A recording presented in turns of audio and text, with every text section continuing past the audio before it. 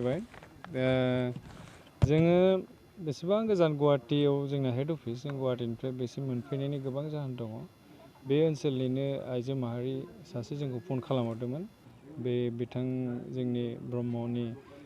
दैदेनगिरि बिथां अमरेन्द्र ब्रह्मखौ फन खालामहरनायाव जोंखौ बिथाङा जनायदोंमोन जे ओरैबायदि मोनसे स्कुल दङ जाय स्कुला बर'नि मोनसे आगोमा स्कुल जाय स्कुलखौ जोंनि आबोफनि मैखोम दैदेनगिरि बिथांनि मेम'रियाव बानायदोंमोन Golapi Basumatary memorial girls high school Sonitpur जाय जेरावखि माने 13टा स्कुल थानो मोनसेल' आगोमा गार्ल्स स्कुल दङ बै स्कुला ओरैबायदि मिरु जिरु जालांनो हमबाय बेराफ्रा जिलाबनो हमबाय नाथाय गथ'फ्रा बिराद मोजां पास खालामदों नोंथांमोना एसे खबर लाफै आरो जा अनसुंथाइ हायो नोंथांमोना हायोब्ला होफैदो ओमफ्राय जोङो सावरायलायनानै जोङो थिरांथि लाबाय जे जों नंगौ जों थांगोन जिहेतु BKWCनि आन्दाराव दा गोग्लैथ'यो BTCनि बाहेरायाव थानायखाय हयथ' बे डेभेलप जायाखै जों एसे खबर लायनि आरो गोदानै दाखालि 2023 मेट्रिक एग्जामाव पास खालामनाय गथ'फोरखौ जों बरायनाय लेखायै जों बाव सफैनो हादों जोङो बयबो सासेल' नङा जोङो बयबो सोद्रोमाफोरा खांलायनानै दिनैसिम जों एसे फैसा एसे जों अनसुंथाइ हरगोन 30,000सो जों होलांगोन आरो गथ' जा बिथांमोना मेट्रिक पास खालामलांबाय फार्स्टनिफ्राय थार्डसिम जों बयनोबो गांफा गांफा जोंनिफ्राय माने मटिभेशनेल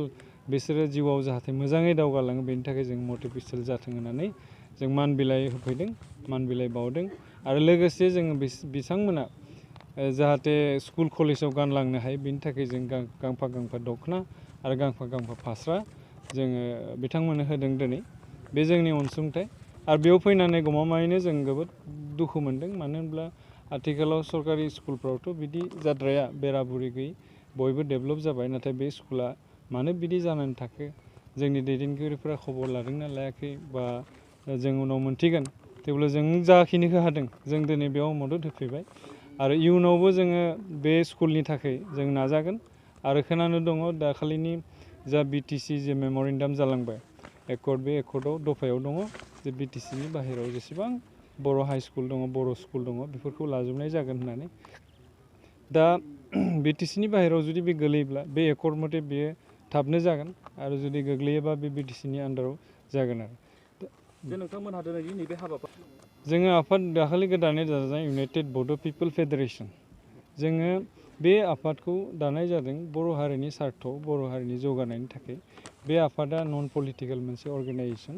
बेयाव जोङो पलिटिकेलि लोब्बा नङा जोंनिया खालि सार्थआ बर' जातिया डेभेलप जानांगौ बर' जातिया समान मेगनजों नायजानाय जानांगोन बर' जातिखौ जोङो हाजो हाला जेराव दङ बयखौबो जों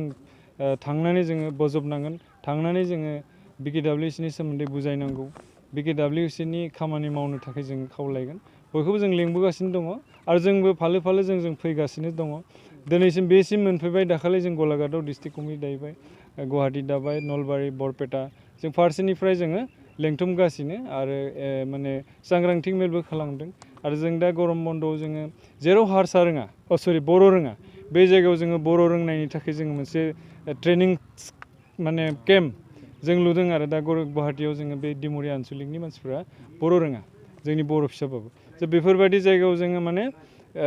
लेंगुवेज केम्प जोङो खुंगोन आरो बेफोरबायदि जोङो गोबां जोंनियाव माबा दङ खामानि मावनांगौ दङ थालांनाय जा जेंना दङ जा माने मा होनना बुङो ओइ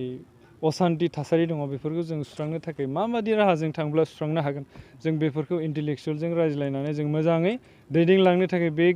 जों गोदानै इउनाइटेड बड' पिपल फेडारेसन जानानैनो जों बेवहाय दिनै अनसुंथाइ होफैदों आरो जाय